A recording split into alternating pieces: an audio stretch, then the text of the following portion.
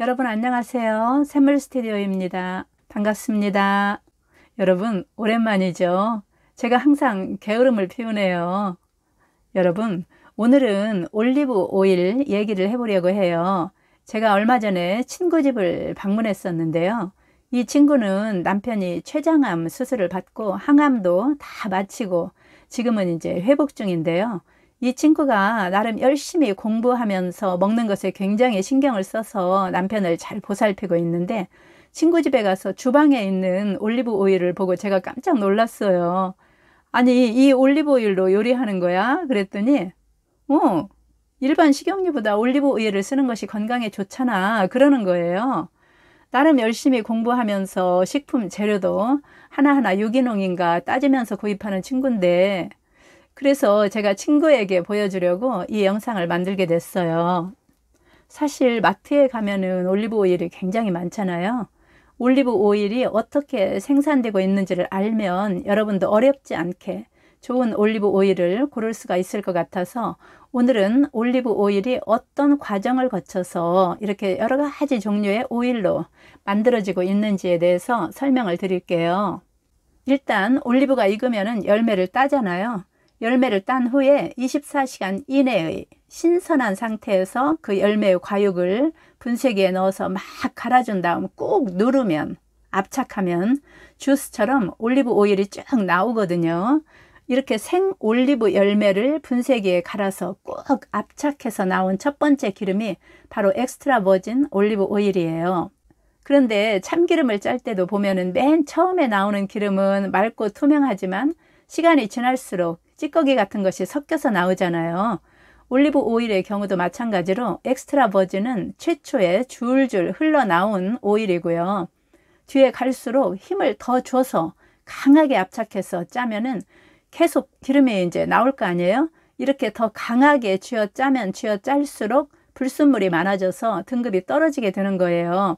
그러니까 오랫동안 짜내는 만큼 압력도 높아지고 열도 처음보다 더 높아지고 쥐어 짜는 시간도 길어지겠죠. 불순물과 열, 그리고 시간이 늘어가면서 산도의 수치가 증가하게 되는데, 오일은 온도가 높을수록, 그리고 공기와 만나는 시간이 길어지면 길어질수록 불순물도 많아지고 산화가 잘 되거든요. 다시 말해서 추출되어서 나온 기름은 공기와 만나는 그 순간부터 산화가 서서히 시작된다고 보시면 돼요.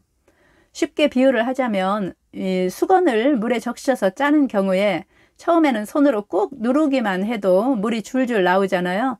그건 엑스트라 버진에 비유할 수가 있고요. 다음에는 강하게 비틀어서 꽉 짜야 물이 나오죠. 그건 이제 버진이라고 비유할 수가 있겠네요. 엑스트라 버진은 산도가 0.8 이내여야 되고요. 버진은 2.0 이내일 경우에 버진의 등급을 받을 수가 있다고 해요. 그렇게 엑스트라 버진과 버진 오일을 짜내고 남은 찌꺼기를 더 강하게, 수건으로 비유하자면 탈수기에 넣고 탈수를 시키듯 마지막까지 쥐어 짜서 받은 오일은 찌꺼기가 섞여서 탁하기도 하고, 또 시간도 길어진 만큼 산도가 증가해서 식용으로는 사용할 수가 없고, 옛날에는 램프 불을 켜는 데 사용했다고 해서 람판테 오일이라고 하거든요. 이 람판테라는 것은 램프용, 조명용 뭐 이런 뜻이거든요. 옛날에는 이 오일을 램프를 켜는 데 사용했지만 지금은 오일을 짜내는 기술이 발전했잖아요. 이 찌꺼기 기름을 그냥 버리기가 아까우니까 이걸 기계에다가 돌려서 기름 속에 찌꺼기나 뭐 안 좋은 냄새나 맛 이런 거를 제거하고, 또 산도를 낮추는 여러 가지 정제 과정을 거쳐서 깨끗한 정제 오일로 만드는 거예요. 이 정제 오일, 영어로는 refined oil이라고 그러죠. 이 정제 오일은 맛도 없고 냄새도 없고 찌꺼기도 없는, 겉으로 보기에는 아주 깨끗한 오일로 보이는데, 이게 이제 아무 맛이 안 나니까 여기에 올리브유에 그 맛을 내기 위해서 엑스트라 버진이나 또는 버진 올리브유를 조금 섞어서 만들어낸 오일이 바로 퓨어 올리브유가 되는 거예요. 그렇게 더 쥐어짜고 기계에 돌려서 불순물까지 깨끗하게 정제해서 기름을 얻어냈어도 마지막 찌꺼기는 남겠죠. 그 찌꺼기를 포마스라고 하는데, 이건 짜낼 대로 짜낸 상태라 아무리 힘을 주고 또 줘서 짜내도 기름 추출이 불가능한 상태인데, 비유를 하자면 세탁기 탈수까지 다 마친 빨래는 아무리 쥐어짜도 물이 나오진 않잖아요. 그렇지만 빨래가 바싹 마른 것은 아니잖아요. 이런 상태를 이제 포마스라고 할 수가 있는데, 자본주의가 무엇인가요? 돈이 된다면 뭐든 하잖아요. 이 거의 마른 상태의 포마스의 화학 유기 용매 과정을 거쳐서 찌꺼기 안에 남아있는 마지막 한 방울까지 짜낼 수가 있거든요. 이렇게 해서 받아낸 오일을 포마스 오일이라고 해요. 가장 하급 오일이라고 할 수가 있죠.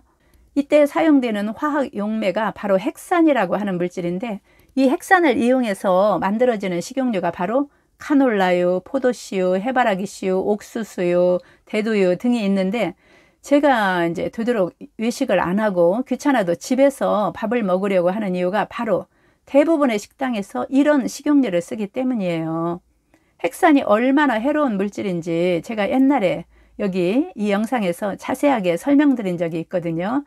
이 영상을 보시면 헥산에 대해서, 그리고 많은 가정에서 사용하고 있는 식용유를 제가 왜 사용하지 않는지에 대해서 아시게 될 거예요. 화학 공정을 거쳐서 역시 무색, 무미, 그리고 탈색, 탈취, 그리고 높은 산도를 낮춰준 깔끔하고 산도가 낮은 오일이 완성되는 거죠. 이것 역시 올리브유의 맛을 내기 위해서 엑스트라 버진이나 버진 올리브 오일을 10 내지 20% 정도 섞어서 시중에서 판매되고 있는데, 앞에서 말씀드린 퓨어 올리브 오일이나 포마스 올리브 오일은 정제 과정에서 올리브 오일이 가지고 있는 장점, 즉 폴리페놀 또는 토코페롤, 리그난, 오메가9 등 이런 항산화 물질이 제거되기 때문에 올리브 오일의 효능이나 장점 등은 전혀 기대할 수 없는 오일이라고 보시면 되겠네요. 앞에서 언급했던 제 친구의 주방에 있었던 올리브 오일은 퓨어 올리브 오일이었어요. 말이 올리브 오일이지, 이 제품은 올리브 오일에 들어있는 항산화 성분은 전혀 들어있지 않고 단지 올리브 오일의 맛을 내기 위해서 엑스트라 버진을 조금 섞은 제품이기 때문에 저는 사용하지 않고 있거든요.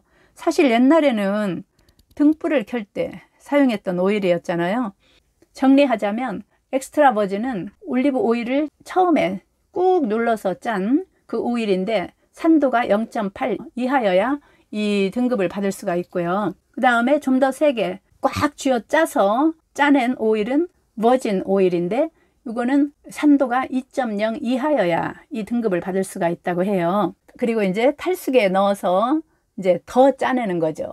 이것이 바로 람판테 올리브 오일. 이거를 더 정제해 가지고 엑스트라나 버진을 섞어서 올리브유에 그 향을 조금 낸 거, 요거를 퓨어 올리브 오일. 그리고도 남은 찌꺼기, 요거를 이제 화학 용매를 사용해서 기름을 만들어서 역시 정제해서 올리브 오일의 풍미를 내기 위해서 엑스트라나 버진을 섞어서 만든 포마스 오일이라고 해요. 이렇게 4가지 올리브 오일이 있는 거예요. 그럼 엑스트라 버진은 주로 샐러드에 뿌려서 생으로 먹는 좋은 오일인 것은 분명한데, 요리할 때는 어떤 식용유를 써야 할까요? 다음 영상에서 요리용 식용유로 가장 좋은 오일은 어떤 것들이 있는지 말씀을 드릴게요. 다음 영상도 기대해 주세요. 되도록 게으름 피우지 않고 빨리 영상을 만들도록 하겠습니다. 요즘 날씨가 너무 더운데다가 또 전염병이 다시 유행한다고 하네요.